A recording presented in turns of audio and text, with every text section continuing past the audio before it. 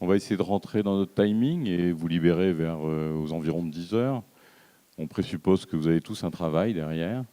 Et cette matinale, en fait, est reprise dans le thème. Si certains d'entre vous ont eu le plaisir déjà de participer à quelques-unes que nous avons réalisées l'année dernière, en fait, nous avions pris comme rythme de construire différents ateliers, 4 par an, avec des thématiques bien centrées effectivement sur la data et le domaine de l'immobilier. Et ce matin, en fait, on a le privilège déjà d'accueillir une belle école qui s'appelle l'ESSEC. J'accueille d'ailleurs au sein de cette école, j'accueille 2 amis qui m'ont fait l'honneur et qui m'ont demandé de les rejoindre il y a un peu plus de 10 ans de ça pour travailler avec eux sur un thème qui est celui de l'analyse de la valeur immobilière. Et je vais citer Jean-Paul Lovenbruck, qui était anciennement vice-président de CBRE et qui m'avait demandé de collaborer et de réfléchir avec lui sur ce thème, et le professeur Patrice Noisette, donc de l'ESSEC, avec qui je travaille hebdomadairement en fait sur ces sujets de valorisation immobilière. Et je laisserai Patrice expliquer, exprimer un peu plus profondément en fait toute l'activité qui se déroule au sein de l'ESSEC.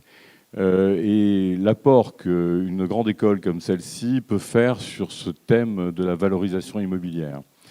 Alors on a un petit entre-deux qui est assez sympathique, où j'ai demandé à 2 personnalités, Maurice Gauchot, donc je le présenterai un petit peu plus tard, et Blaise Horteux, d'avoir un regard croisé sur un sujet qui nous anime tous. Je crois que le numérique aujourd'hui est rentré très très largement dans nos activités, et voir un peu l'impact de ce numérique et des data, et l'expression en tout cas que Maurice Gauchot et Blaise Horteux pourront nous en faire au niveau de ce débat. Donc on va lancer ça. Et donc mon atelier, je suis pas très organisé, j'ai pas de petites zapettes, j'ai rien du tout. Si quelqu'un avait une zapette dans la salle à me prêter, je serais tout à fait honoré et ravi, ça me plairait, ça serait plus simple. Donc notre agenda va se lancer, puisque vous êtes à peu près tous là, je présuppose. Donc nous démarrons notre matinée. Alors vous dire que l'immobilier est en train de se numériser, certes. Aujourd'hui, on est en train de collecter de la data, on est en train de structurer celle-ci. Un petit chiffre qui est, je trouve, intéressant. En fait, on a une connaissance digitale numérique donc, de cet immobilier qui est inférieure à 10% sur notre territoire. Et pourtant, quand on parle d'immobilier, très obligatoirement, on parle forcément de data, on parle d'information, on va parler de mètres carrés. Ah, c'est super. On va parler, avec les mètres carrés, on va parler également de transactions, de valeurs. Et donc, déjà, et depuis toujours, le marché de l'immobilier donc, a dû se nourrir de ces informations et de ces datas. C'est leur structuration aujourd'hui qui va nous intéresser plus particulièrement. Voilà, écoute, mon cher ami Patrice, je vais te passer. Merci Michel. Oui, pour vous dire quelques mots du cadre très original dans lequel se situe effectivement ce petit déjeuner.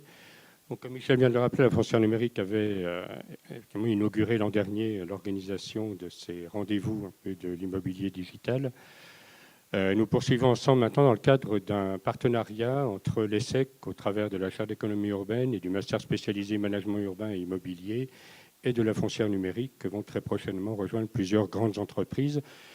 Et nous l'appelons l'Observatoire des valeurs immobilières. Le moteur de ce partenariat, c'est un programme de recherche et développement qui est consacré au thème du pilotage par la valeur des actifs et des patrimoines immobiliers. Mais ce programme est aussi le levier pour d'autres actions. En particulier, nous créons l'an prochain au sein du master spécialisé un certificat de spécialité sur le thème de la transformation des métiers de l'investissement et de la gestion de l'immobilier. Ce sont aussi, donc c'est l'animation de ce lieu d'échange sur la transition digitale de l'immobilier, ces petits déjeuners, donc, pour lesquels nous réaliserons des actes à chaque édition et qui seront augmentés par d'autres apports. Et puis, nous travaillons à d'autres actions en matière pédagogique et en matière de valorisation.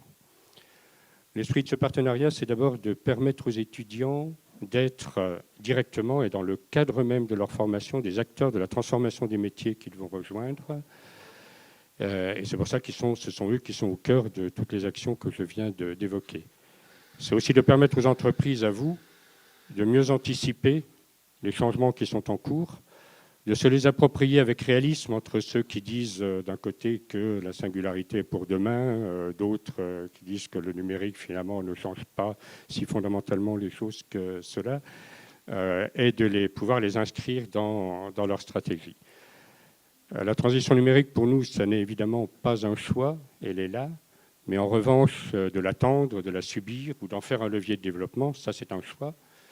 Et si nous formons ensemble les jeunes que vous allez recruter, ils seront effectivement les meilleurs acteurs auprès de vous pour agir sur ces leviers. Nous vous présenterons tout à l'heure quelques résultats actuels du programme de recherche et développement. Nous avons de très grandes ambitions ensemble avec la Foncière sur ce programme. En une phrase, en fait, il s'agit de pouvoir créer la maquette économique numérique d'un actif et d'un patrimoine et de pouvoir greffer dessus de nouveaux outils de gestion, de valorisation, de négociation pour l'ensemble des métiers qui sont concernés. L'espace numérique, l'univers numérique, c'est la possibilité en effet de relier directement le physique et l'économique. C'est la possibilité d'agréger des données diverses en respectant la confidentialité de ces données pour chacun de ceux qui les met au pot et de permettre finalement de cette manière à des parties en négociation, par exemple, de pouvoir disposer d'un ensemble complet et fiable de données sans avoir à les connaître toutes. C'est pouvoir relier des paramètres de décision stratégique patrimoniale à des paramètres de gestion au quotidien d'un immeuble, ou c'est encore, par exemple, tous ces éléments sur lesquels nous travaillons, de pouvoir tester des scénarios temporels. Et je ne parle pas ici des algorithmes prétendument prédictifs. Donc tout ça, on le voit bien, dépasse de beaucoup la feuille Excel, qui a certainement fait son temps. Mais ce partenariat, c'est aussi, et je crois que c'est important pour nous, des valeurs communes. Parce que, par exemple, mieux pouvoir rassembler et prendre en compte l'ensemble des facteurs de création de valeur internes et externes, c'est notamment permettre aux acteurs, aux entreprises, de pouvoir avoir des positionnements et des stratégies plus différenciées. Et ça, c'est à mon sens essentiel si on veut pouvoir mieux répondre aux besoins des entreprises, à la diversité de ces besoins, à la diversité des besoins des ménages et à la diversité des territoires. Si on peut augmenter l'information et augmenter la capacité de jugement des professionnels, on va aussi contribuer de cette manière-là à un meilleur fonctionnement des marchés, à une meilleure efficience.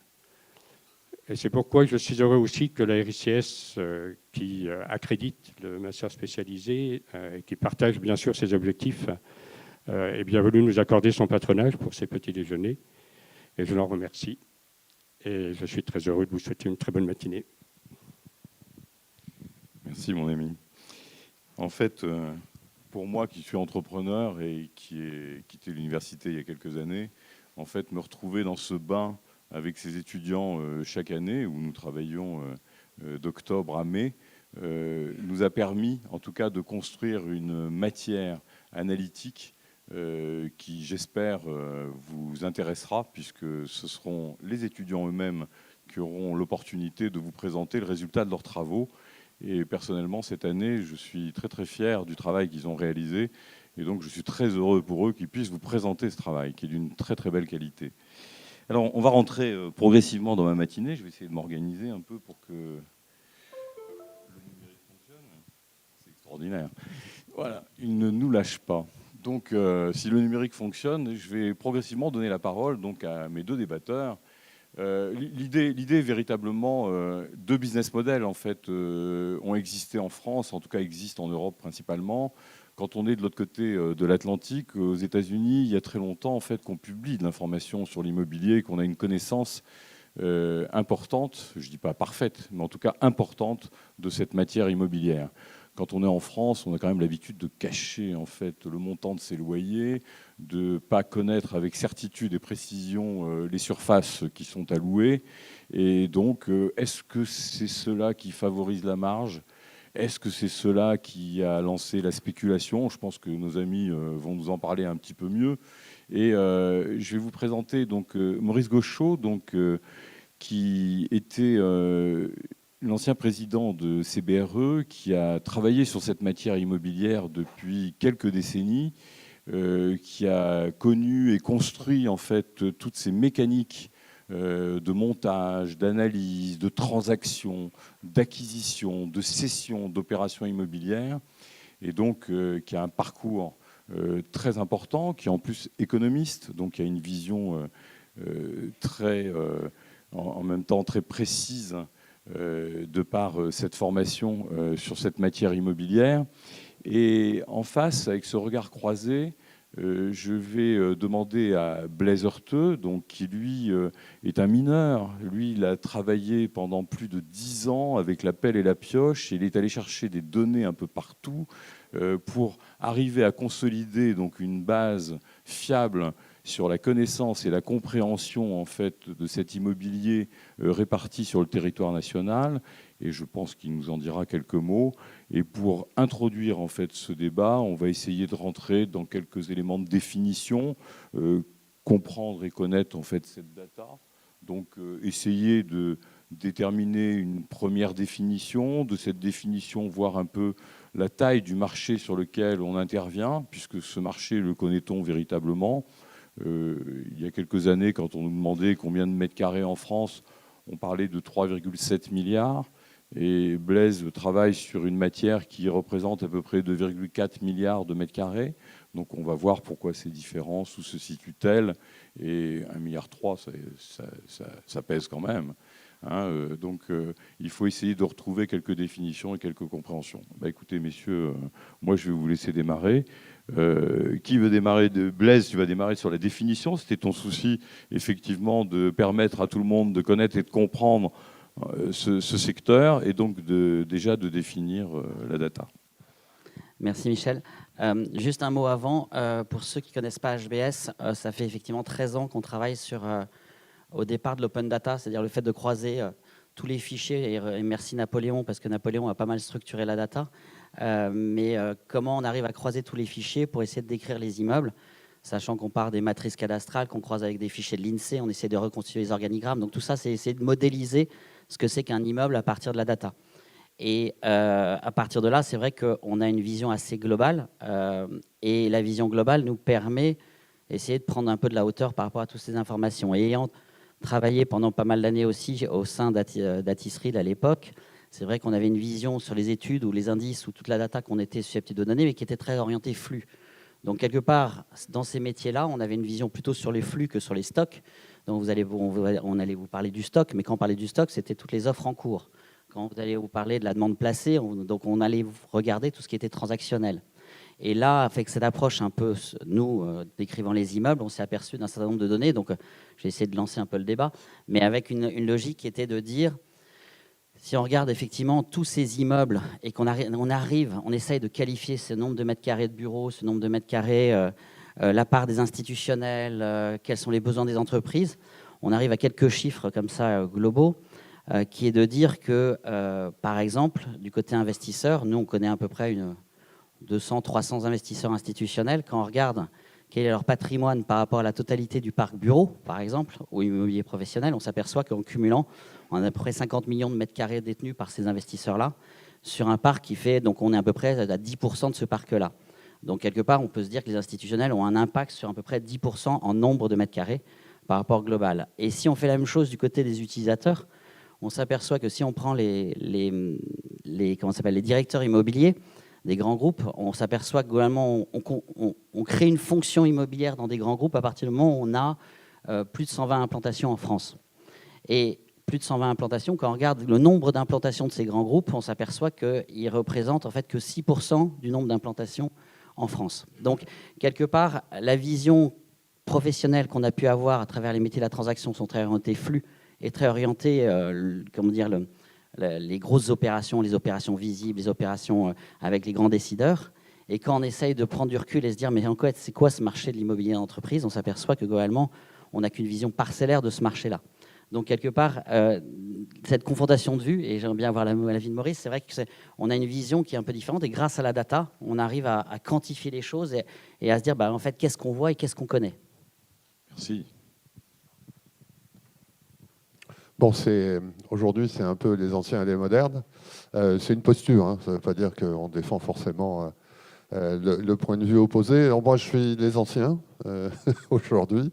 Bon, ce n'est pas absurde compte tenu du temps que j'ai passé sur ce marché.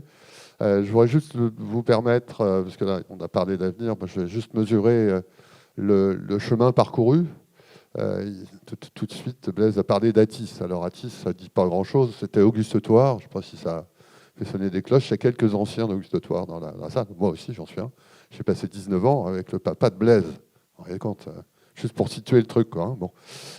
Et quand je suis arrivé dans cette maison, j'ose pas dire la date, je ne le dirai pas. On parlait beaucoup du fichier d'Auguste Thouars, parce que bon, les gens nous disaient on va vous donner un mandat parce que vous avez un fichier. Et en fait, la blague, au bout d'un an ou deux, c'est qu'on se demandait toujours où était le fichier, parce qu'il n'y en avait pas.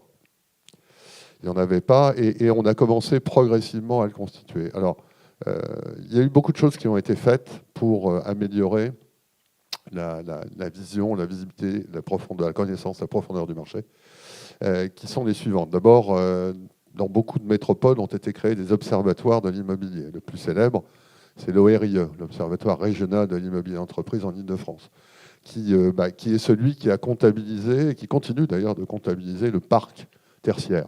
Alors c'est assez marrant parce que moi j'étais président de ce truc-là aussi à un moment, on disait qu'il y avait à l'époque 52 millions de mètres carrés, alors qu'une année c'est 57, après ça revient à 55, après c'est 53, etc. C'est excessivement difficile d'arriver à mesurer la taille d'un parc, et donc on est arrivé à quelque chose, mais on a encore beaucoup de chemin à faire. Ensuite, dans les autres choses qui ont été faites, ça c'est plus particulier à la France. Quand j'ai raconté ça à mes collègues, à mes patrons américains, ils m'ont dit mais on n'a pas le droit de faire ça. Qu'est-ce qu'on a fait? Sous l'impulsion d'un de nos concurrents, en l'occurrence, c'était JLL à l'époque, le patron de JLL, que je salue au passage, mon ami du passage, qui un jour vient nous voir chez Auguste Thouars et nous dit on va un jour courir un risque si des gens s'approprient les données des transactions, les données du parc, etc. On risque ce qu'on appelle la désintermédiation. Et il faut éviter ça. Alors nous, on le regardait avec des grands yeux, parce qu'on était un petit peu plus en retard que lui sur ce sujet.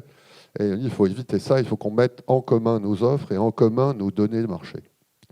Ce que nous avons fait. Ce que très peu de pays ont connu jusque-là. C'est-à-dire que ici, les professionnels ont essayé de donner plus de transparence au marché par eux-mêmes. Alors, tout ça, malgré tout, on peut considérer que c'est assez lent, c'est assez loin de ce que Blaise a fait, hein. Il a une visibilité beaucoup plus large. En même temps, moi, je vais défendre, je suis là pour ça, un point de vue opposé, et je vais dire que, bon, au fond, s'il y a des gens qui viennent de cette charmante ville, n'y voyez surtout pas d'injure, je me fous un peu des transactions qui se passent à Romorantin. Je pense que celles qui comptent sont celles qui se passent sur les marchés structurés. Et au fond, d'avoir une connaissance profonde, précise, que des marchés structurés, c'est déjà pas si mal. Merci pour cette intro. En tout cas, ce qu'on peut déjà noter, c'est que nos deux acteurs, hein, et n'y voyez pas de consanguinité, hein, même si Maurice a travaillé avec le père de Blaise et que Blaise effectivement est tombé tout petit dans ce bassin en fait de l'immobilier. Moi, je note juste un écart de chiffre en fait qui représente 10%. Et ce chiffre de 10%, on va le retrouver très souvent dans les évaluations immobilières que l'on va réaliser. On va toujours être dans une approche approximative de 10%. Alors vous voyez, quand on parle de 2,4 milliards de mètres carrés, ou quand on parle de 500 ou de 800 euros au mètre carré, 10%, ça représente en taux de capi, donc des valeurs qui peuvent être importantes, et les mètres carrés qu'on laisse sur le côté peuvent être tout aussi importants. Ce qu'on note déjà, c'est de la part de Maurice, c'est déjà d'identifier en fait les marchés actifs, là où il y a une transaction et là où il y aura de la valeur, Et en fait, à côté, la capacité de pouvoir construire progressivement une base structurée qui puisse servir à tout le monde. Donc si on continue, on a identifié un peu la taille, identifié un peu la donnée, on a cette data. Eh bien, est-ce qu'elle va influencer le cycle de vie de cet immobilier sans trahir de secret, Blaise et moi travaillons ensemble sur le projet de la foncière numérique. Et quand Blaise est venu nous rejoindre et a réfléchi avec nous sur le développement de ce concept de création en fait, d'un avatar numérique sur l'immobilier pour avoir une donnée beaucoup plus structurée et précise de cet immobilier, Blaise me regardait en me disant mais il n'y a de la valeur que dans la transaction, quoi. Il n'y a que dans la transaction qu'il y a de la valeur. Et moi je disais à Blaise mais il y a aussi de la valeur dans l'exploitation et dans tout ce cycle de vie, donc je te donne la parole, mon cher ami. Juste un point par rapport à ce que tu disais, Maurice. Ce qui est assez amusant entre l'ancien et le moderne, ou la vision volumique et la vision concentrée sur là où il y a des marchés, c'est que je pense que la différence entre le digital et quelque part l'approche traditionnelle, on est vraiment dans la différence entre l'artisanat, l'orfèvrerie et l'industriel. Et je pense que l'approche globale, en fait, elle a, comment dire, elle n'a pas le même business model. C'est-à-dire que là où les brokers ou les métiers de la transaction travaillaient beaucoup sur la partie valorisation, c'est-à-dire à la limite, il vaut mieux travailler avec un Gecina ou avec un Unibail parce qu'il va nous générer du flux, parce que les opérations vont être plus grosses et parce qu'on va marger plus et parce qu'on compte en coût de production du temps humain. Le digital, lui, va raisonner en volume. Et il va dire, attends, et c'est là où on voit des brokers en résidentiel qui facturent du coût fixe. Il facture à 5 000 euros, quelle que soit la transaction, ou 2 000 euros, quelle que soit la transaction, parce que ça va être du temps machine. Et le temps humain, il est très limité. Donc, quelque part, ces deux approches du même métier qui est de la transaction vont avoir des business models différents. Il y en a un qui va travailler sur le volume et qui va dire, bah, moi, j'essaye d'industrialiser la tâche et donc limiter le coût humain pour que derrière, bah, ça soit du temps machine qui coûte moins cher. Et je vais bien adresser peut-être le marché de la petite et moyenne section, surface et ce genre de choses. Et le marché de l'orfèvre et de l'artisan qui va travailler sur des grosses opérations et qui va l'approcher avec une valeur ajoutée qui est différente. Donc ça, c'est mon point de vue. Mais voilà à peu près comment je vois l'évolution. C'est-à-dire qu'on passe d'un marché artisan-orfèvre à un marché industriel. Et par rapport à la question sur le cycle de vie, c'est vrai que quand Michel a démarré la foncière, je lui disais, mais concentrons-nous sur les éléments qui ont un lien avec la valorisation. C'est-à-dire que quand vous regardez un peu toutes les business models qui ont été créés, ils tournent autour du BIM et ce genre de choses, ils tournent autour de la technique. Donc on approche cette digitalisation de l'immeuble par la technique. Et moi j'avais dit à Michel, non, il faut l'approcher par la finance, parce qu'à ce moment on parle le même langage que les clients.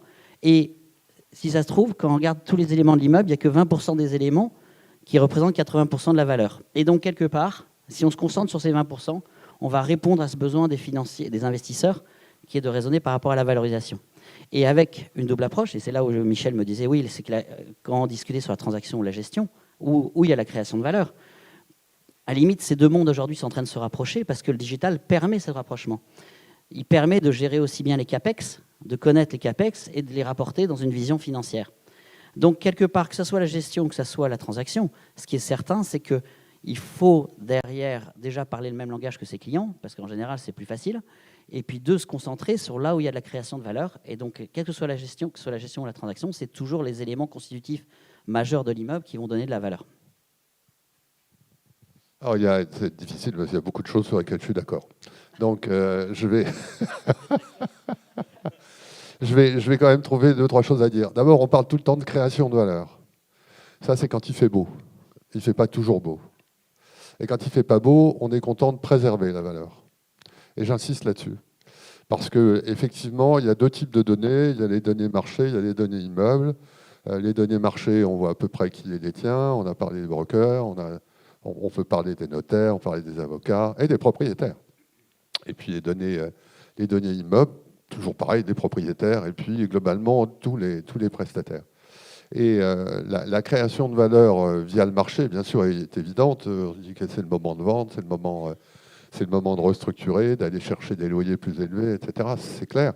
Mais en même temps, on peut aussi aller chercher des loyers plus élevés par une meilleure gestion d'immeuble, par une meilleure connaissance de ces fondamentaux techniques, et au-delà de ces fondamentaux techniques, par une meilleure connaissance de la corrélation entre, ça va tout de suite pousser le débat plus loin, entre cette notion de bien-être au travail qui est maintenant dominante dans les choix des entreprises pour leurs locaux, et toutes les données techniques relatives à l'immeuble qui sont tout à fait en liaison avec ça. Donc, mon point, c'est ça, c'est création de valeur par la data, certes, mais aussi préservation. Et là, il n'y a pas que les données financières, il y a aussi les données techniques. Et ces données techniques sont de plus en plus importantes. Derrière tout ça, il y a un point sur lequel Michel reviendra certainement, c'est que la réalité, on va quand même se l'avouer, c'est que la plupart des propriétaires ne connaissent pas leurs immeubles. Et quand on leur pose la question, et on en voit de temps en temps quelques-uns ensemble avec Michel, ils disent bah, bien sûr que non, qu'on ne les connaît pas. Mais comment on les connaîtrait? Ben justement, on parle à data. Et donc, il ne faut pas limiter, même si c'est un grand pas en avant, ce que fait Blaise, la prise en compte des informations par les seuls phénomènes autour du marché. Il faut passer du temps également sur la technique, parce que la valeur préservée, créée, elle est bien par l'addition des sources de data côté marché et côté immeuble. Merci à vous deux pour ces précisions. Et puis ça commence à introduire la suite de nos études et de nos réflexions avec les étudiants. Pour avancer encore un petit peu plus, il y a une notion de granulométrie, bien évidemment. C'est une notion de profondeur de cette connaissance avec une approche fractale. J'ai toujours été un peu attiré par cette réflexion analytique en fait de la data. Et il est vrai que dans nos métiers, et Blaise le rappelait à l'instant, parler de chercher les 20% de données qui représentent 80% de la valeur, eh bien, nous avons effectivement tous travaillé sur ce sujet, c'est le Pareto.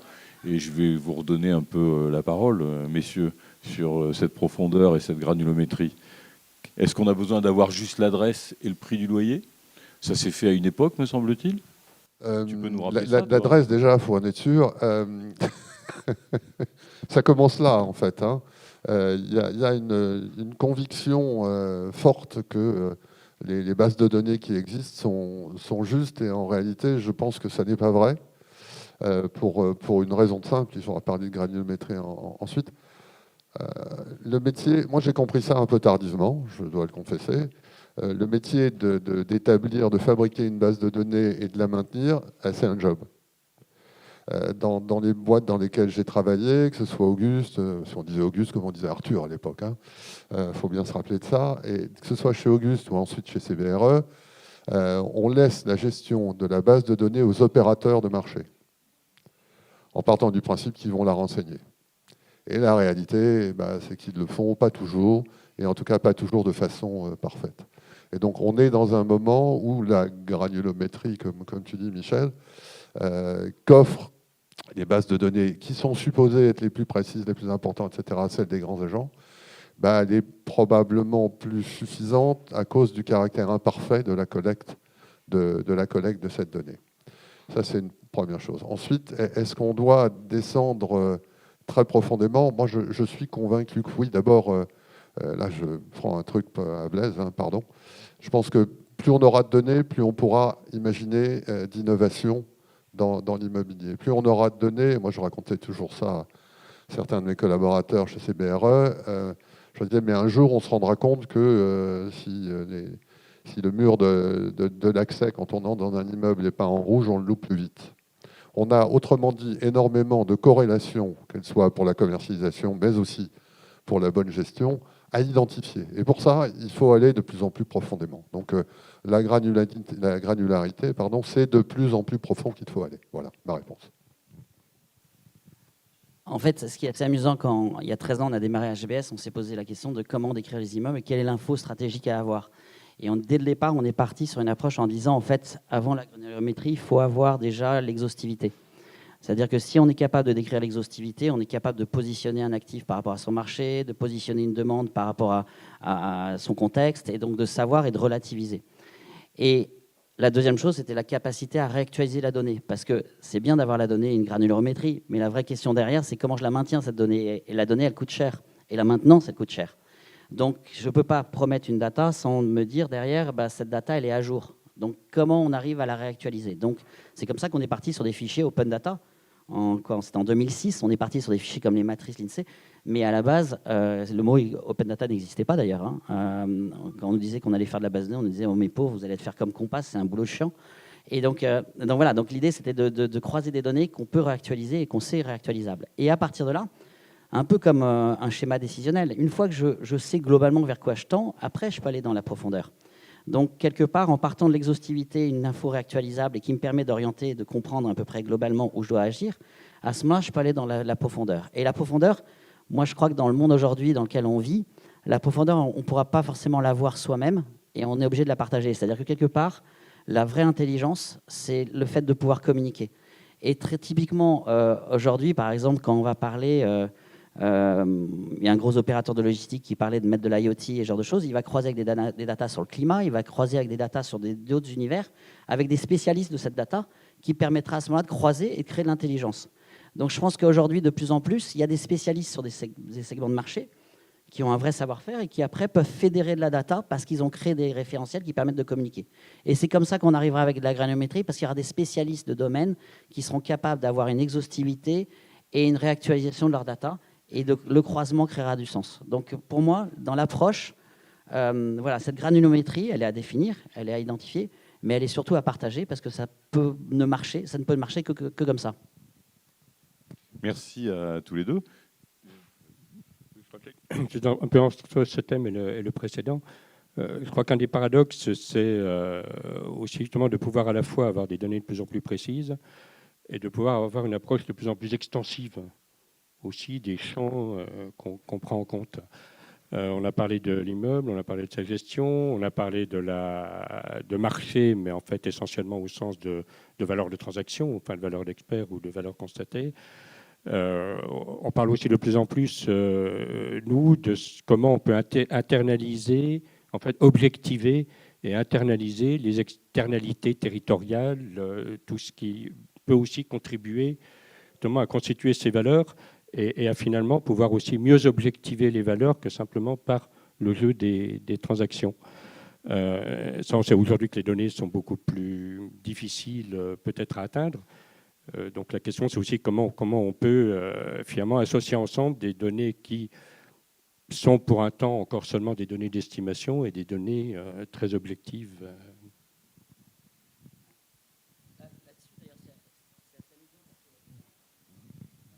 Non ? Ah oui.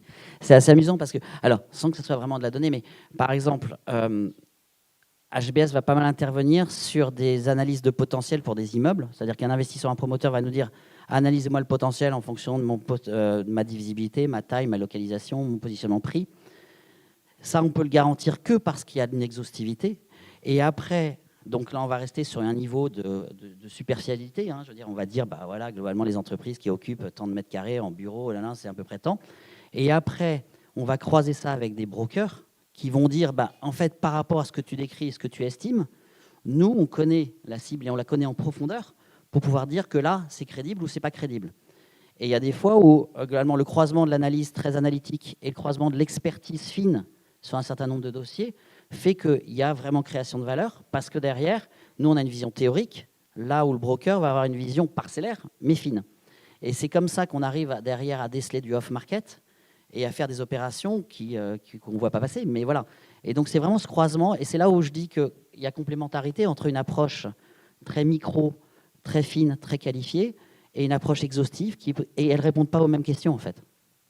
Ce qu'on peut rajouter, nous aussi, c'est que à côté d'HBS, justement, on a essayé d'apporter une granulométrie encore plus fine, c'est-à-dire on va retrouver le private data, et on l'a développé avec une vision donc, de plateforme qui permette d'accueillir tous les contributeurs. Et ce dont tu parlais sur une connaissance accrue en fait, des services qu'on va pouvoir développer dans un lieu qui peuvent apporter encore un peu plus de valeur, faut-il encore être capable d'accueillir tous ces intervenants. Et donc, pour cela, on a imaginé et réfléchi donc, à une plateforme ouverte à ces éléments. Parce que je crois qu'il y a plein de capteurs qui vont les immeubles sont automatiquement connectés. Aujourd'hui, ce qu'on ne sait pas, c'est récupérer la totalité des informations, mais ils le sont déjà. Des capteurs, il y en a partout. Donc, ce qu'il faut, c'est maintenant pouvoir avoir des systèmes qui analysent cela. Le premier sur votre propos, monsieur. Je pense qu'aujourd'hui, si on prend des produits classiques des entreprises, que ce soit les locaux d'activité ou les bureaux, on ne mélange probablement pas assez pour analyser la capacité d'attraction de ces immeubles pour les utilisateurs, les données, par exemple, venant du commerce. Dans le domaine du commerce, le commerce est probablement le produit où les données sont les plus évoluées, les plus approfondies, les plus maîtrisées, et donc le domaine dans lequel les décisions sont prises de la façon la plus éclairée, à mon point de vue. Et à mon sens également, alors là c'est l'expérience, hein, grosso modo c'est la base de données contre l'expérience, ou la base de données avec l'expérience.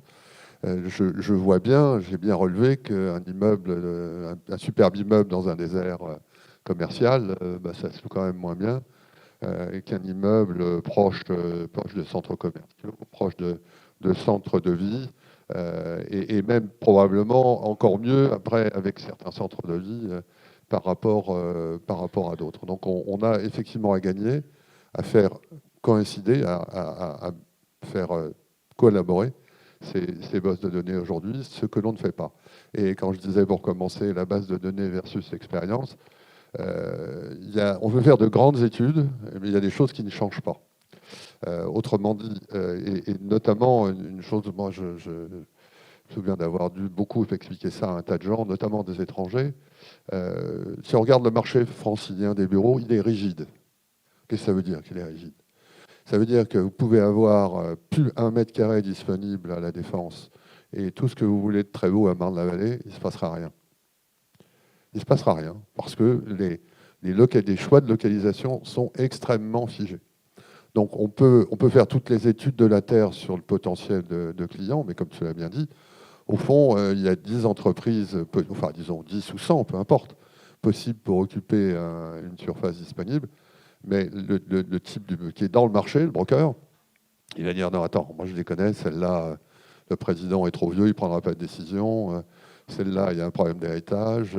La troisième, de toute façon, ils sont en train de se faire racheter. Donc on a encore un besoin, et c'est bien de le dire, on a à la fois besoin de plus de données. Je crois que les brokers doivent cesser d'en avoir peur. Je pense que ça fera sourire des gens dans la salle. Mais ils doivent cesser d'en avoir peur et considérer que ces données doivent leur permettre d'améliorer leur efficacité, leur productivité et la qualité des clients des conseils qu'ils donneront à leurs clients. Je crois que c'est une bonne transition parce que, en fait, on va découvrir quelque part que faire du marketing, et y compris dans l'immobilier, ce ne serait pas si mal que ça, puisqu'on a quelques transactions d'une immense valeur, et donc se lancer dans l'industrie immobilière, il faut quand même avoir du courage. Et donc, ça me permet de rejoindre un autre thème qui est par rapport à ce marketing, qui est d'essayer de mesurer en fait la monétisation de cette data, parce que cette data qui arrive et qui est en train d'être structurée donc, par des acteurs qui soient brokers et qui ont eu tendance à cacher en fait leurs informations, et des intervenants comme la Place de l'Immobilier ou HBS Recherche qui ont essayé de structurer donc une base pour la mettre à disposition, on va rentrer là dans une possibilité de créer un peu de valeur, mais une autre valeur sur cette data.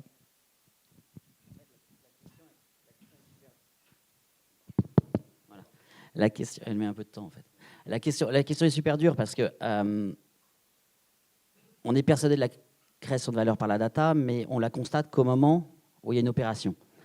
Et donc quelque part, je vais vous citer 2 exemples où c'est pas évident de savoir comment ça se monétise une donnée, mais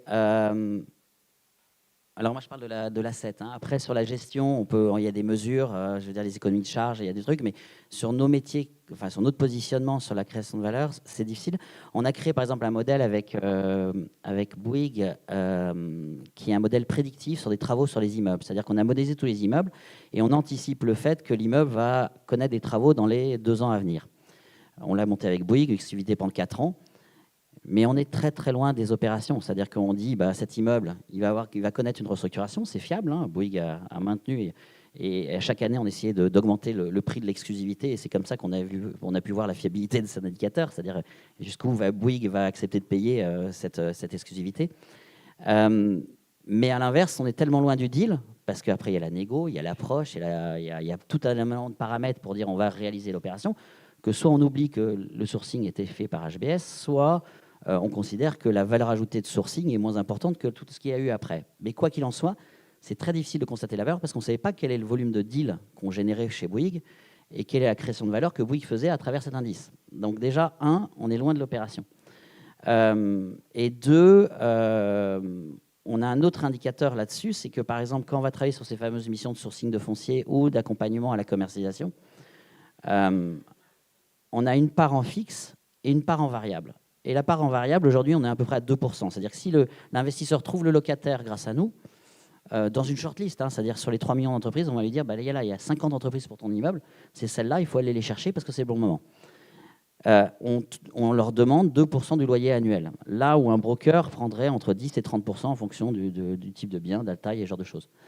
Et ce 2%, on ne sait pas ce qu'il vaut. Est-ce que le sourcing est vraiment important, ou à l'inverse, on paye le broker dans ces 10 à 30% sur tout ce qui est accompagnement, négociation, expertise, publicité, ce genre de choses. Et donc, quelque part, cette monétisation du deal, comment la data a permis à un investisseur ou un promoteur de faire des opérations, c'est vraiment pas évident de savoir quelle est la réponse derrière. Alors, avec cette question-là, évidemment, moi, je ne peux pas m'empêcher de penser à un des films que j'aime beaucoup, qui s'appelle Les Tontons Flingueurs. Touche pas au Grisby. La monétisation de la donnée, c'est ça. Là, c'est l'ancien président de CBRE qui s'exprime, qui dit bah, attends, la donnée, moi, j'ai dépensé beaucoup de temps, beaucoup d'argent, j'ai recruté beaucoup de gens, et j'en emploie toujours beaucoup pour bâtir cette base de données et la maintenir, même si maintenant, c'est comme ci, comme ça. Il y a faute de grive, on mange les merles, et en l'occurrence, tout le monde est content, malgré tout, avec cette base-là. Donc, ce que je veux dire par cette référence cinématographique, c'est qu'il y a un vrai obstacle à franchir pour les gens qui sont ceux qui sont les dépositaires la plus grande masse d'informations, qui sont ces fameux grands agents, pour leur faire comprendre qu'ils ont intérêt à les partager avec les autres. Ça va être difficile. Ça va être très très difficile parce que c'est un saut pour eux dans une forme d'inconnu, alors même que dans d'autres pays, ce saut a été fait. Je pense notamment aux États-Unis avec CoStar. Alors on peut dire que la donnée est effectivement beaucoup plus publique, mais si vous demandez aux grands agents américains s'ils avaient le choix de revenir en arrière et de subventionner comme ils l'ont fait CoStar, ils disent ah ben non, si on remonte l'histoire, CoStar, on n'en veut pas.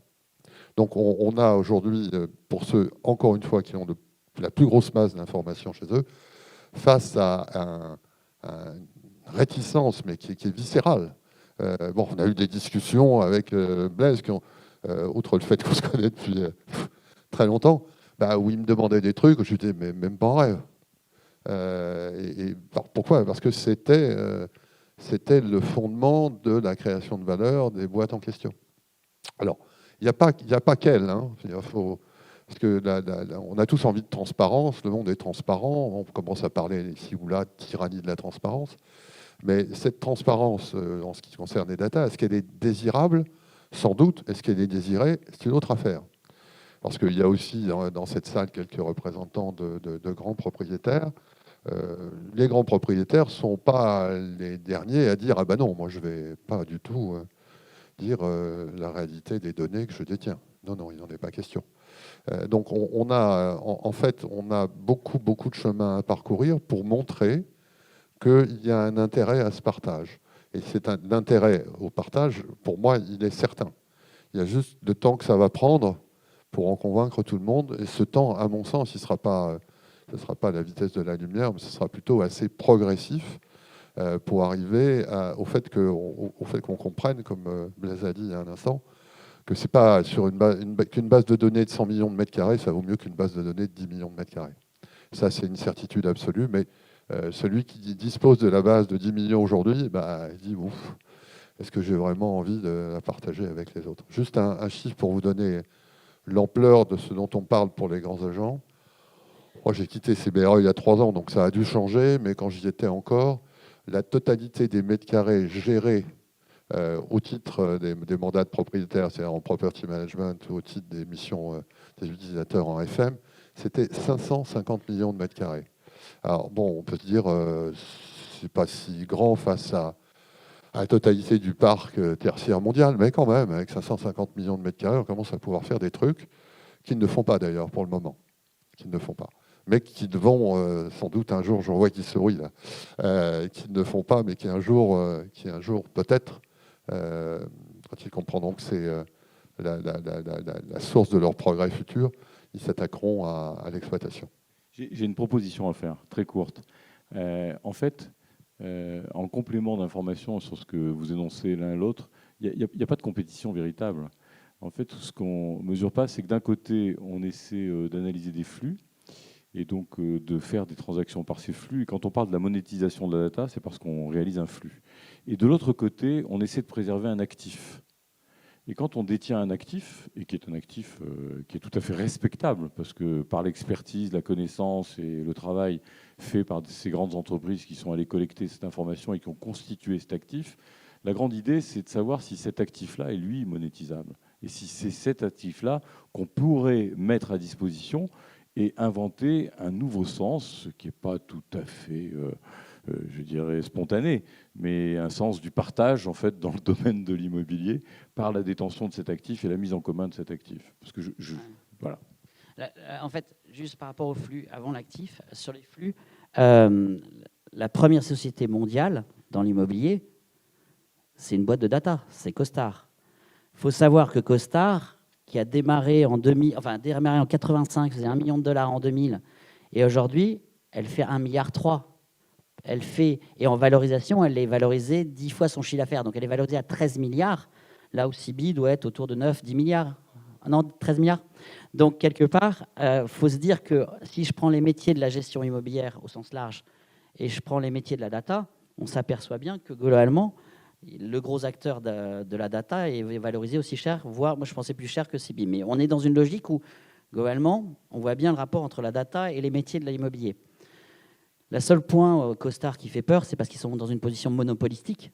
Et s'il y avait de la concurrence, on ne serait pas dans ces rapports-là. C'est-à-dire qu'aujourd'hui, ils se permettent d'augmenter leurs tarifs parce qu'ils savent qu'ils ont une relation client-fournisseur où le fournisseur est unique et que le client est obligé de passer par là. Et que, donc c'est ça qui fait la peur de CoStar. Mais globalement, il faut comprendre que cette position de data est puissante. La deuxième chose, c'est que par rapport à l'immeuble, en fait, CoStar source, et c'est assez amusant parce que on est allé les voir sur la façon dont ils travaillaient. Ils sourcent la data, alors soi-disant avec des voitures, des hélicoptères, ils prennent des photos aériennes, ils remodélisent les immeubles. En fait, je ne pense pas que ce soit du tout comme ça. Ça, c'est le côté marketing publicitaire. Mais on a des jeunes qui sortent d'école de commerce, l'équivalent en France, là, qui travaillent sur un territoire, ils connaissent tout. Ils connaissent tout. Ils connaissent les échéances de baux, ils connaissent les propriétaires, ils connaissent les enjeux, les opérations. Ils sont en contact direct avec le propriétaire en anticipation. Donc, en fait, CoStar a pris la tête des brokers. Et derrière, les brokers l'appellent en disant « Écoute, tu n'aurais pas un deal, là, je cherche un mandat ou je cherche un truc. » Donc, c'est la cheville. Le broker devient la cheville ouvrière de l'analyste. Et l'analyste a le pouvoir. Et puis, il fait ça 3 ans, il en a marre, et puis il passe de l'autre côté de la barrière et il prend un abonnement chez CoStar. Donc, le système, voilà, c'est une école de l'immobilier avec une approche très data. Et en fait, le sourcing de la data, c'est là où, quelque part, par rapport à la foncière, il y a une question. C'est-à-dire que le sourcing, il se fait à partir de la partie visible de l'iceberg, c'est-à-dire la transaction, les flux, les opérations, un peu de vision de parc. Mais là où il y aura une autre évolution, et d'ailleurs c'est une vraie question pour CoStar, c'est qui maîtrisera la source de la data? Est-ce que c'est le property qui sera capable derrière de connaître l'immeuble tellement bien qu'il pourra initier derrière les opérations? Est-ce que c'est la digitalisation des immeubles avec les maquettes numériques qui permettront d'anticiper, de connaître et de maîtriser la data? Ou est-ce que c'est la partie juste de maîtrise, comme des gens qui font de la data superficielle comme nous ou les brokers, qui arriveront à maîtriser la data. Mais qui va maîtriser la source de la data et qui fera derrière, qui sera à la source des opérations? Et ça, c'est une vraie question. Juste un mot. En fait, ce qui se passe quand je vous invite, si vous n'avez pas entendu parler de CoStar, à aller voir ce que c'est. L'histoire très brève de CoStar est la suivante. CoStar est allé voir tous les agents. Le marché américain est beaucoup plus atomisé chez les agents que le marché français. TBR qui est le plus gros à 7% de part de marché, donc c'est peu de choses.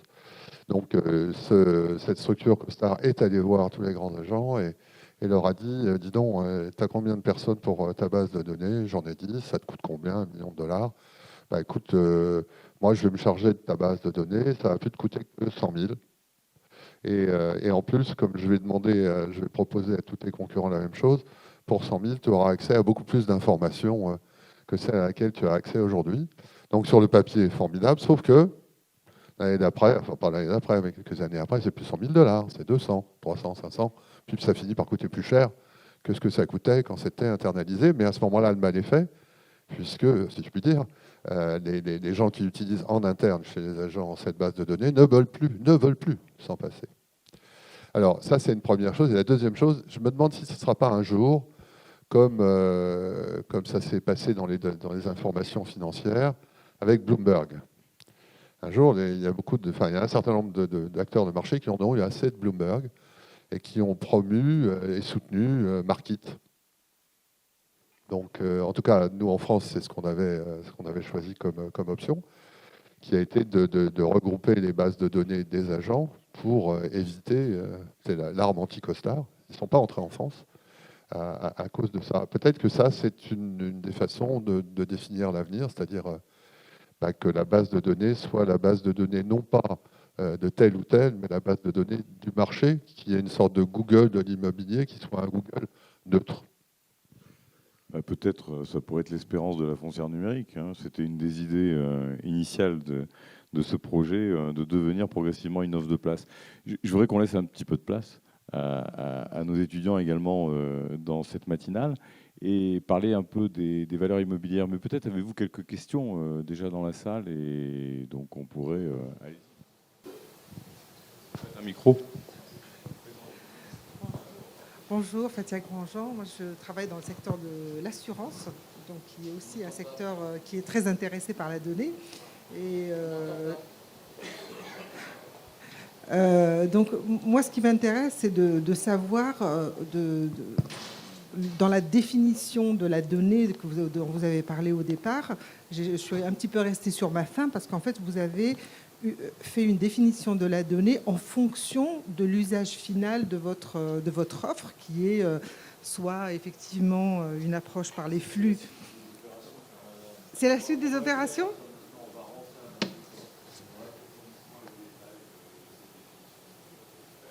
Bon, alors je retiens ma question pour la faire.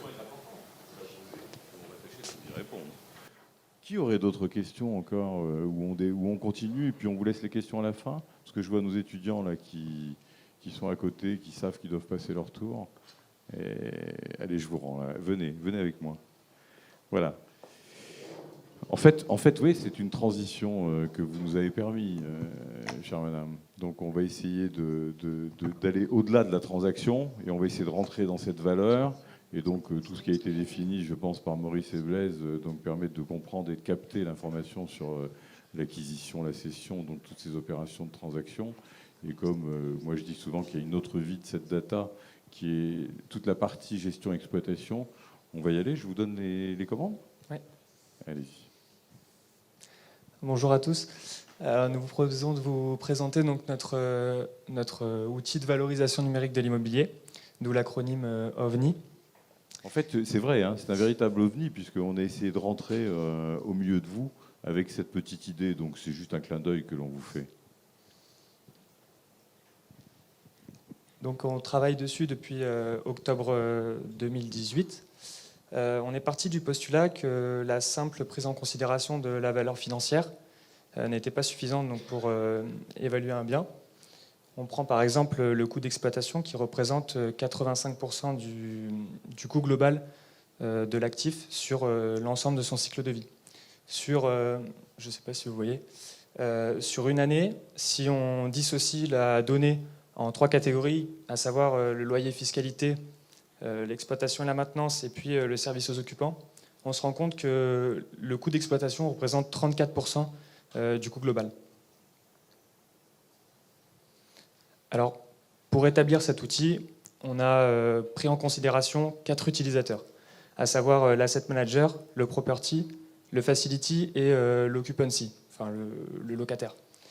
Et donc on se rend compte que, et justement c'était l'objet de ce qui avait été dit précédemment, c'est que justement il y a une asymétrie d'information entre l'asset manager donc, et par exemple l'occupancy.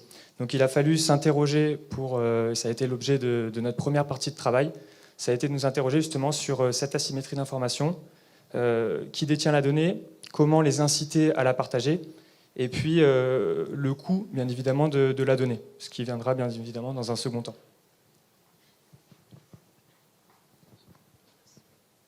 Alors Concernant donc l'objectif de cette calculette, donc de cet outil, c'était de calculer en fait des indicateurs et de les regrouper autour de 5 valeurs. Donc les 5 valeurs qu'on a identifiées sont la valeur financière, que vous connaissez tous, la valeur d'exploitation, la valeur de marché, la valeur d'utilisateur et enfin la valeur environnementale.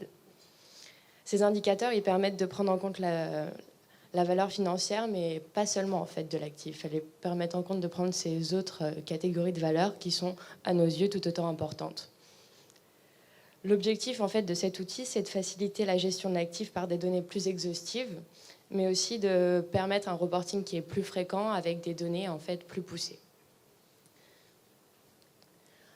Afin donc de comprendre l'importance de ces différentes catégories de valeurs, on a essayé de prendre en compte donc, parmi deux personas qu'on a identifiés qui sont le Property Manager et l'Asset Manager, on a en fait mis en avant l'importance de la valeur en fonction des personas. Donc on peut voir que l'Asset Manager, pour lui, la valeur financière est très importante, avec 38%, tandis que le Property Manager, la valeur financière est estimé à 19%.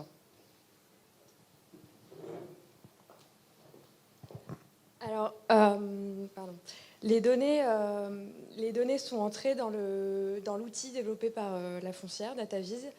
De ces données, on tire une analyse comparative des différentes données selon nos 5 valeurs, donc financière, exploitation, utilisateur, environnemental et de marché.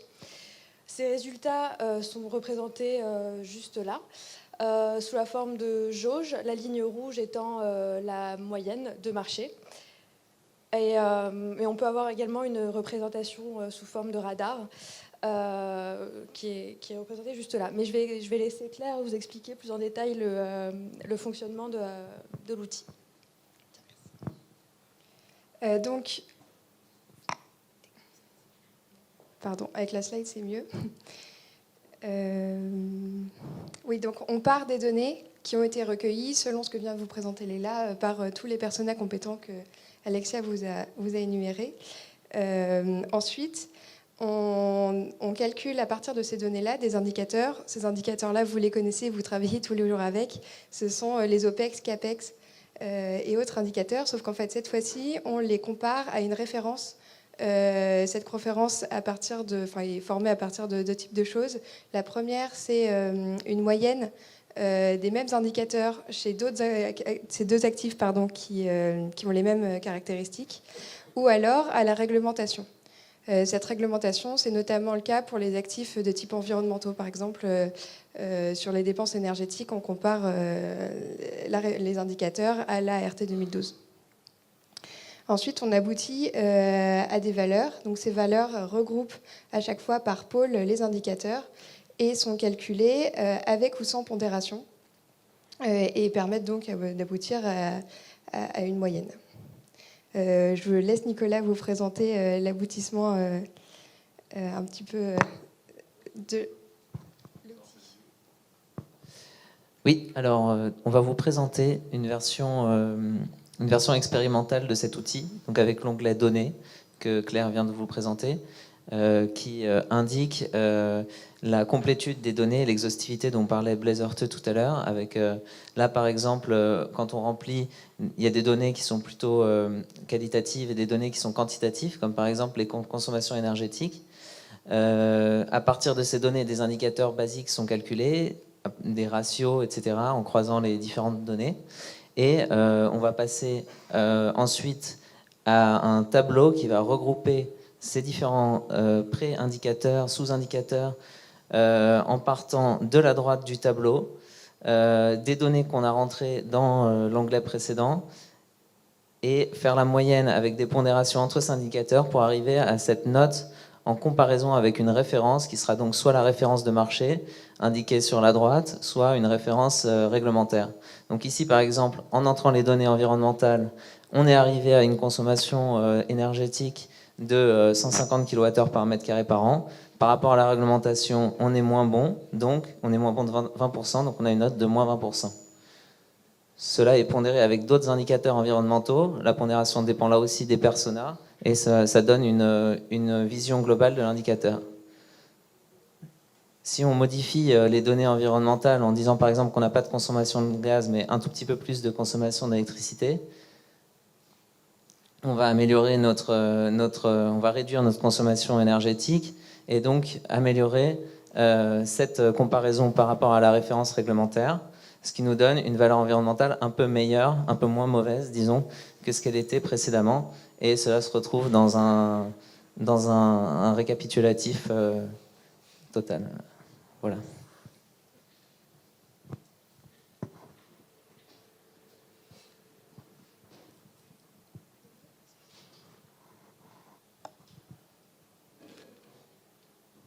Donc, ensuite, on s'intéresse à qui a accès à la donnée. Donc, dans un premier temps, nous allons vous présenter notre répartition de la donnée. Donc, en 3 catégories: exploitation, services aux occupants et loyers et fiscalité. On va s'intéresser à cette dernière catégorie.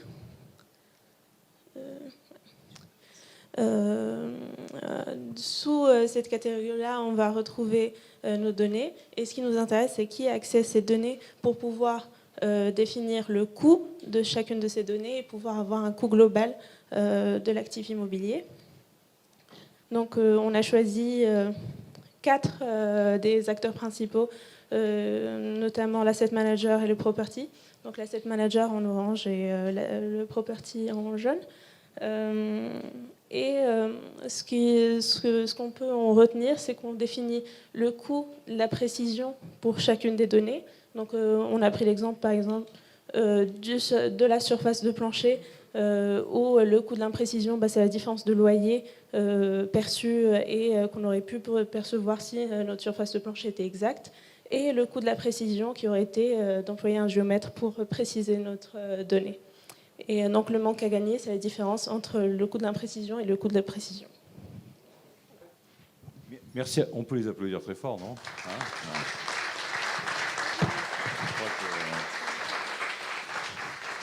Vraiment, merci. C'est pas un exercice facile. Ils vous montrent une calculette qui est en fait en spécification. Ils ont tordu tous les éléments de réflexion cette année. Ils la sortent avec l'objectif, c'était de respecter cette date. Donc félicitations doublement. Et là, ils viennent de vous faire une petite démonstration que je trouve fort utile, de vous donner le coût de l'imprécision.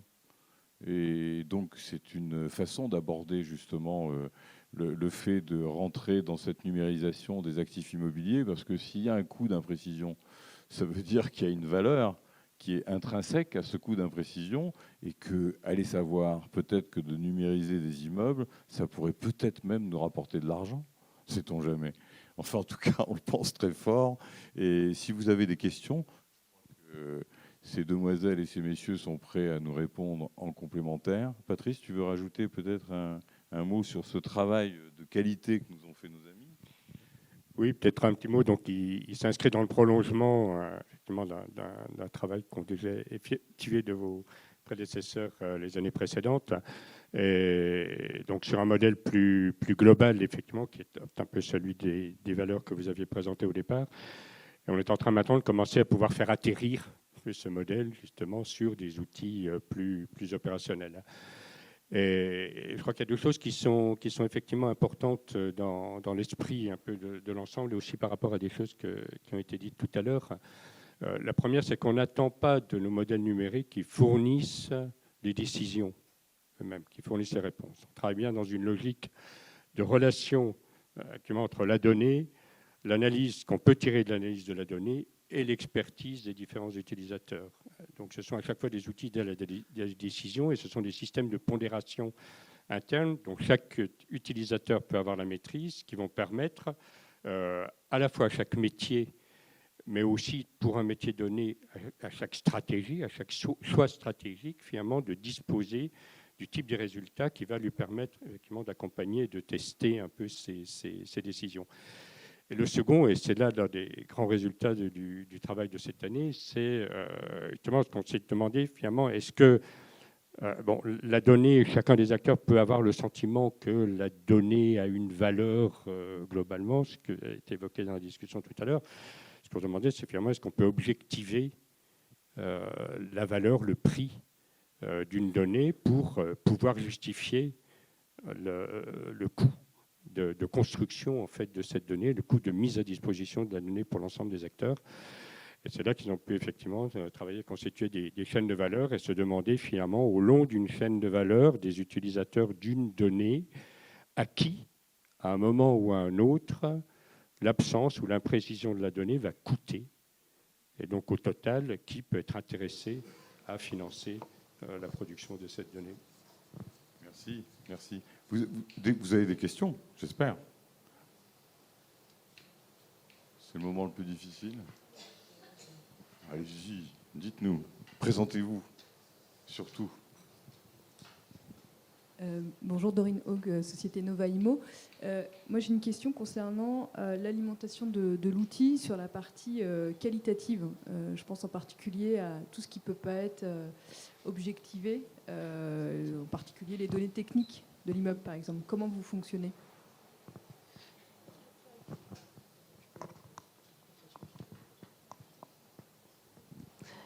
Oui, effectivement, c'est un enjeu important de pouvoir transformer cette vision qualitative en chiffres pour pouvoir la comparer avec d'autres chiffres.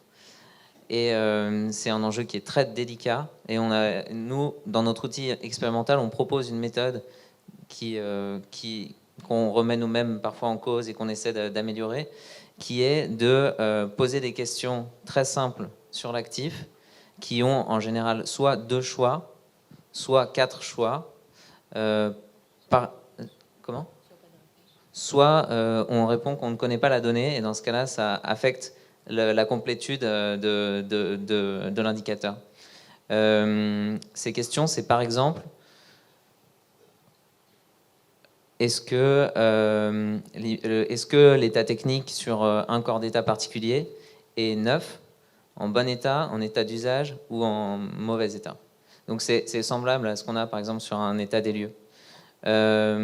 Et ça, on le convertit en pourcentage, en notes, qui est comparé là aussi par rapport à une référence qui sert de... voilà. Donc si on est au-dessus de cette référence, on est dans le positif. Si on est en dessous, on est dans le négatif. Je vais essayer de trouver un autre exemple.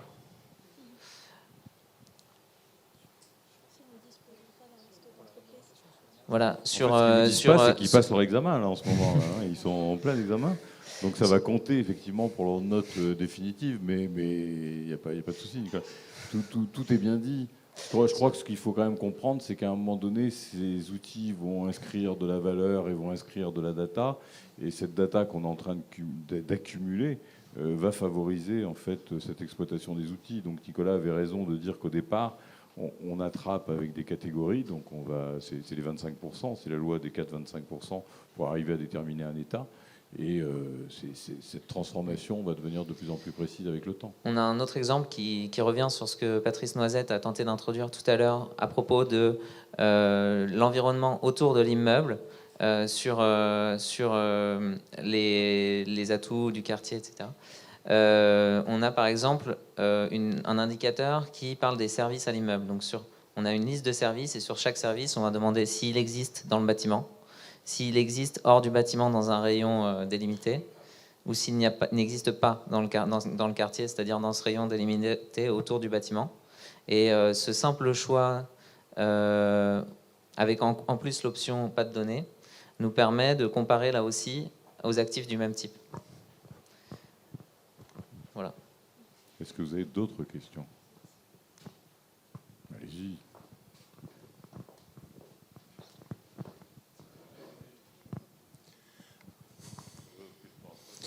Bonjour, Michel Orivel, agent immobilier. Vous dites que l'imprécision a un coût, mais s'il y a un perdant, il y a un gagnant. Est-ce que à la fin, il n'y a pas quand même somme nulle? Vous voulez essayer de répondre? C'est Blaise qui doit répondre à cette question. C'est un gagnant et un perdant.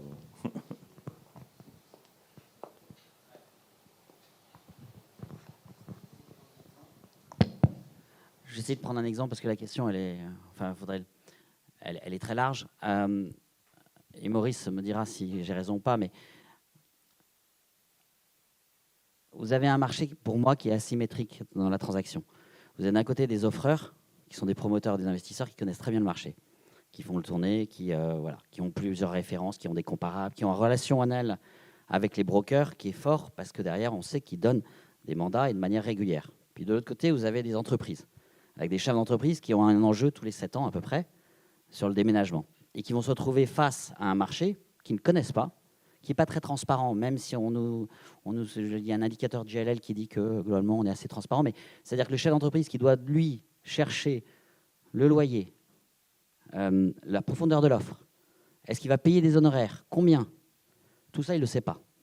Il le découvre à travers, alors il va trouver un portail, bureaux locaux, se loger, il va voir des offres, il va accrocher sur quelques offres, il va appeler et il y a un broker qui va venir le relayer et qui va lui donner un certain nombre d'informations.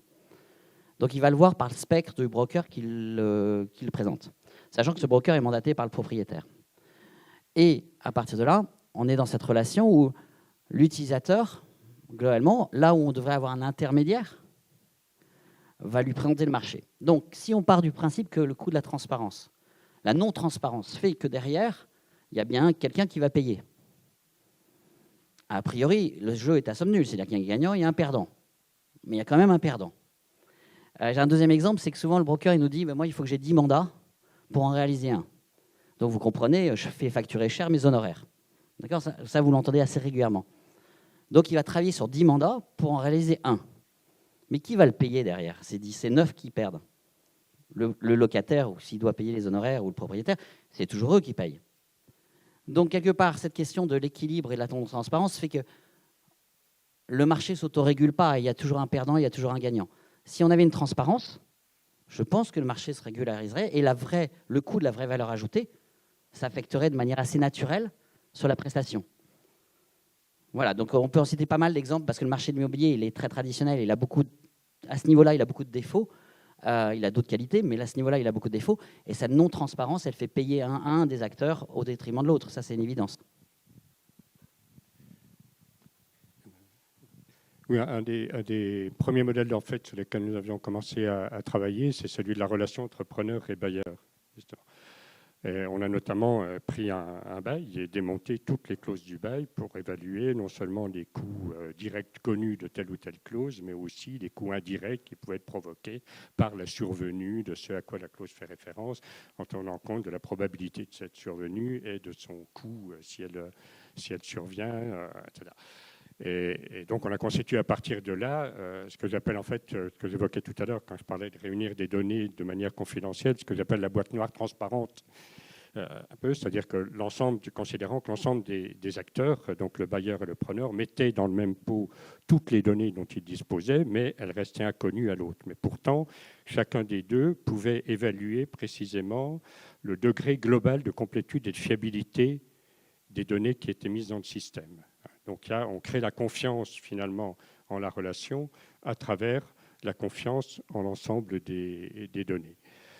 À partir de là, du coup, et si on parle effectivement d'efficience des marchés, on peut considérer que là où aujourd'hui encore la relation fonctionne effectivement en termes de rapport de force, d'asymétrie de l'information, voire de poker menteur, et donc au total, on peut considérer qu'elle s'exerce, oui, à chaque fois il y a un gagnant et un perdant, mais au total, est-ce que en termes de marché global, sur l'ensemble des transactions, des baux, etc., est-ce que tout le monde ne finit pas par y perdre un peu? Et à l'inverse, dans une situation beaucoup plus saine en termes d'équilibre de l'information, même si elle reste de nouveau confidentielle, on peut penser que la relation va se jouer beaucoup plus sur l'intelligence, sur la justesse de la stratégie, sur la bonne connaissance de ses besoins de chacun des deux acteurs, et qu'au total, d'une part, la relation sera mieux équilibrée, et d'autre part, peut-être chacun des deux, d'une certaine manière, y gagnera.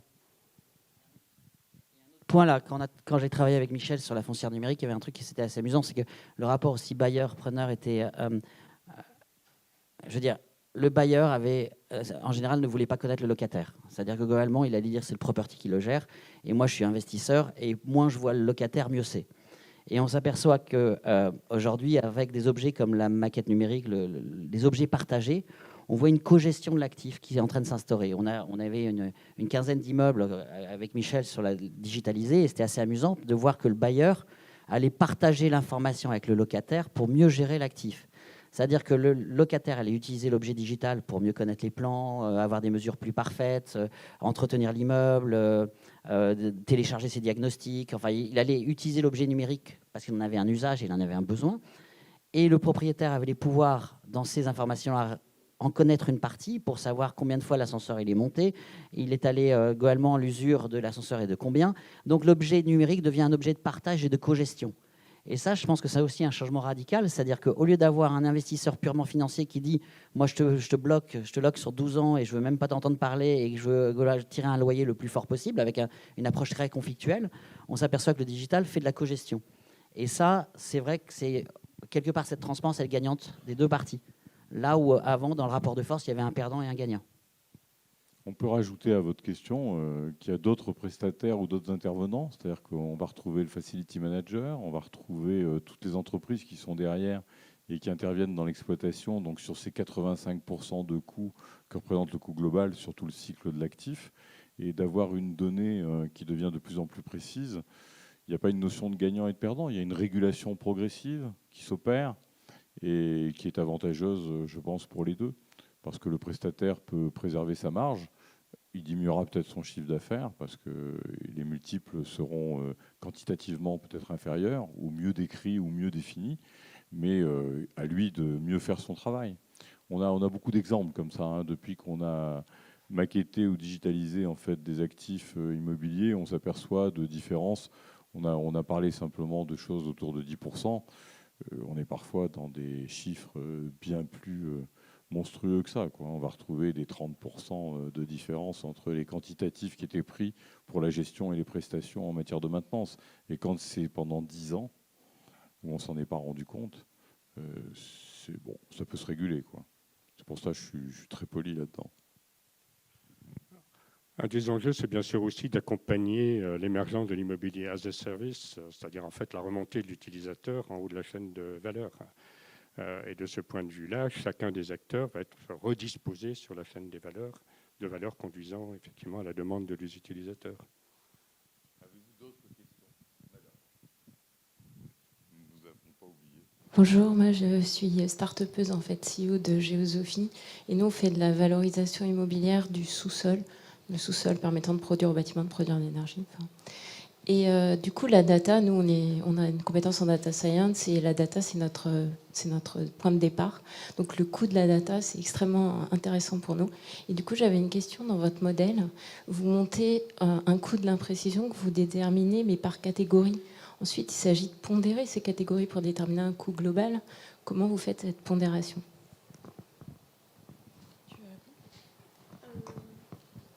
Je pense que là, on est toujours au stade de définition du coût de chacune des données. On n'a toujours pas avancé sur la pondération globale pour définir le coût global de l'actif en soi. C'est ça.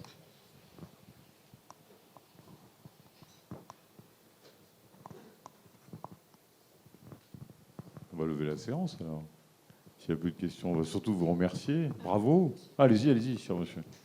Allez-y. Oui, j'aurais une question. En fait, je suis du milieu architecture et puis Smart City. Mais en fait, ça ne tient pas à ça. Par rapport à ce que vous avez indiqué de Costar, qui en fait est une entreprise qui a un énorme chiffre d'affaires et une capitalisation énorme également. Vous parlez en fait d'avoir des données, des open data. Dans quelle mesure vous avez également indiqué pour l'instant ils ne sont pas sur notre marché, mais dans la mesure où en fait il y aurait des données qui seraient ouvertes, quelle est l'implication par rapport à un tel acteur et comment se valoriserait, comment aurait-on une puissance équivalente ou oui, on pourrait parler à toute alternative. Jusqu'à maintenant, ils sont restés dehors. Donc ça veut dire que déjà, on les a empêchés d'entrer. On ne pourra pas toujours les empêcher d'entrer. C'est un petit peu... Je reprends ma comparaison market Bloomberg. Hein. Tout le monde a trouvé que Bloomberg, c'était génial. Parce qu'on pouvait, au début, y trouver toutes les informations qu'il fallait aller piocher à droite et à gauche. Et puis, du coup, les services de recherche des institutions financières et des investisseurs ont diminué en taille. Et ceux de Bloomberg ont grandi, et les prix de Bloomberg ont grandi, et vous connaissez la suite. Donc, à un moment, je pense que c'est pour ça que je reviens sur cette notion de Google, de l'immobilier. Je pense que c'est l'intérêt du marché au sens large d'avoir un fournisseur de données, mais un fournisseur de données qui reste à sa place en tant que fournisseur de données et qui ne cherche pas à faire plus ou moins le métier des autres, qui lui apporte ces données. C'est important, ça. En fait, pour être très clair, CoStar s'est développé au Canada, a acheté en Angleterre 5 boîtes, a acheté en Espagne une boîte, a acheté en Allemagne une boîte, est venu nous voir, il voulait nous racheter. Clairement, le modèle de CoStar, c'est un modèle industriel qui se déploie petit à petit dans chaque pays. On a vu Nokia s'est écroulé, d'accord, alors que c'était les leaders. Le risque de CoStar, tel que nous on le voit, c'est qu'il y ait d'autres modèles qui se créent à partir de l'usage. En fait, la récolte que fait CoStar, la récolte de la data, c'est un peu comme Boris dit, il faudrait un Bloomberg ou une fédération qui se partage la data. Je n'y crois pas une seconde. On a vu le modèle d'Imostat, on a vu le modèle comment s'appelle, de Webim. À un moment, le consensus permet d'éviter qu'il y ait une intrusion dans un marché, mais c'est un modèle qui est défensif. Ce qu'il faut, c'est un modèle agressif. Et ce modèle agressif peut battre des modèles comme CoStar, qu'à condition qu'il ait compris des usages et qu'il s'insère dans les usages pour récolter de la data et pour créer de la valeur. Et complètement, ce qu'on a vu, nous, apparaître, quand vous prenez des Waze, vous prenez tous ces modèles-là, c'est des modèles qui ont commencé à une data minimum, mais c'est une data de stock, et ils ont généré du flux. Et aujourd'hui, ils mesurent les flux parce qu'ils répondent à un besoin. Donc la vraie logique, pour moi, pour battre ces modèles comme CoStar, c'est d'imaginer une nouvelle façon de travailler qui permet, à travers les usages et les besoins du marché, donc il faut lutter contre les rigidités. Si on, par exemple, on imagine que le broker est omniprésent et centralise la data et empêche l'accès à la data, ça ne pourra pas marcher. Si à l'inverse, le broker commence à se dire « mais je libéralise la data et je crée des nouveaux services plus intelligents qui me permettent de créer plus de valeur et j'arrive comme ça à récupérer de la data encore plus pertinente », là, il aura un modèle qui sera puissant. Donc, et ça ne vient sûrement pas du broker parce que c'est compliqué pour un broker de se réingénierer et d'accepter de perdre des honoraires sur un modèle qui existe, tout comme CoStar. S'ils doivent arriver à ça, ça va être difficile. Et on voit d'autres modèles, type VTS, enfin il y a plein d'autres modèles qui ont été créés, qui, à travers des outils d'aide à la commercialisation pour des investisseurs, récupèrent plein de data. Et aujourd'hui, ils sont capables de vous quantifier la demande placée, la demande qui circule, parce que derrière, ils ont créé un outil qui répondait à un usage et qui a récupéré la data. Donc, moi, je crois plus à dire comment les gens travaillent et comment le digital peut accompagner ça pour récupérer pour créer un vrai besoin, un vrai service, voire payer pas très cher, et que la vraie valeur que je vais récupérer, derrière, elle est bien plus grande à travers la data que je vais récupérer que le service que je vends. Et c'est là où il y a des nouveaux modèles, et je crois que là-dessus, il faut, je veux dire, c'est un changement de mindset total. Je ne sais pas si on est bien branché, parce que globalement, c'est peut-être les générations futures qui la réinventeront, mais CoStar est en position dominante aujourd'hui, mais demain, si ça se trouve, il sera balayé par un nouveau modèle. Et ça, il faut l'imaginer, parce qu'aujourd'hui, les modèles, ils ne sont pas de vitam aeternam. Hein. Blaise, on va être obligé de rendre la salle bientôt, mais on peut répondre à cette dernière question. Je voudrais juste lancer peut-être une réponse peut-être un peu futuriste, mais elle est là. Est-ce qu'un modèle sur blockchain que tout le monde partage n'est pas la solution à cette question? Donc dans ce cas, effectivement, la blockchain appartient à tout le monde, elle n'appartient pas à un CoStar. Et si la donnée est vraiment de l'open data, comme c'était le titre de cette séance. Ce que vous soulignez, c'est encore une réponse par la technologie. La technologie, certes, accompagnera, et la réponse que vous formulez avec la blockchain, qui permettra un partage véritable, apportera en tout cas ces éléments pour devenir un tiers de confiance. En fait, ce qu'il faut, c'est arriver à créer ce tiers de confiance. Mais je pense qu'il y aura plein de tiers de confiance qui se créeront. Les banquiers envisagent de devenir des tiers de confiance. Les assureurs envisagent de devenir des tiers de confiance. Donc on va les retrouver à plein de chemins. On vous laisse la dernière question et on va être obligé de rendre la salle. En fait, c'est pas une question, c'est juste un commentaire. Réflexion. Alors, allez-y. Quelque chose qui n'a pas été évoqué. En fait, pour l'instant, on a parlé de tout ce qui est de la normalité du fonctionnement, mais dans des opérations, il faut aussi prendre les situations au risque. Et en particulier, quand il y a la situation d'un incident, voire d'un incendie plus particulièrement. Et la question se retrouve sur la question de la valorisation effective du bâtiment et des responsabilités. Et là, il y a d'autres enjeux qui se mettent en route, du coup. Merci pour votre dernière réflexion. Merci à tous pour cette aimable participation. Et puis, on va relancer nos programmes d'atelier. Donc, au plaisir de vous retrouver. Merci à tous.